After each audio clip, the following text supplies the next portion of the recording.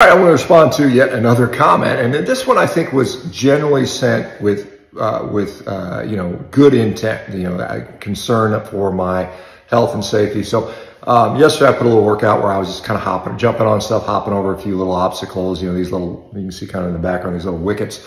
And somebody said, well, be careful, you might fall and hurt yourself, and then end up with an injury and then be debilitated, and you'll age more rapidly. And I get that. And most people, my age, I'm, getting close to 60 now, can't do these things. You think about 95% of people over age 30 never sprint again. And the rest, you imagine that, they've never sprinted. But the concern, she says her Nana fell down and tripped over the dog or something like that and ended up breaking something.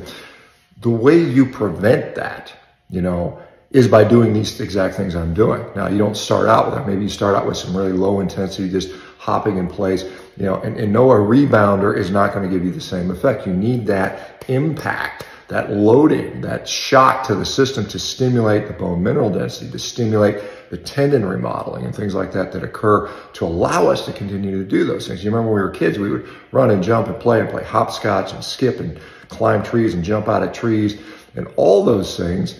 And then we stopped doing that. It's not that we stop playing because we get old. We get old because we stop playing in many ways. And so these types of things, these little jumping in place, hopping, skipping, overcoming obstacles will prevent you from when the dog does get tangled up in your feet, you'll be able to react quickly and save yourself and not end up falling. And you can do that into a very older age. And I think, this is something that I'm very interested in, is preserving the ability to maintain excellent function as we get older. Now, we talk about heart and lungs all the time. It's important to maintain our aerobic capacity, our cardiorespiratory fitness.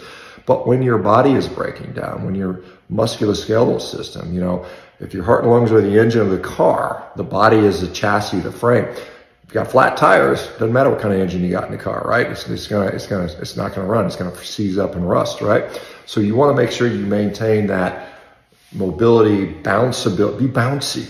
That's really important. When you're bouncy, you tend to be able to protect yourself a lot better. So anyway, appreciate the comment. I know it came with good intent, but that's the exact opposite what you want to do. You should be jumping and hopping and skipping, albeit, progressing to the ability that you can do that as you get older. That's so incredibly important to prevent these falls and trips. And God forbid, if you do fall, actually having fragile enough bones where they snap. Because I've seen a lot of, as an orthopedic surgeon, I've seen countless hundreds and hundreds and hundreds and hundreds of people who don't take care of that. And you're absolutely right. You fall down, you break your hip, and your mobility decreases significantly. All right, guys, talk to you later. Take care.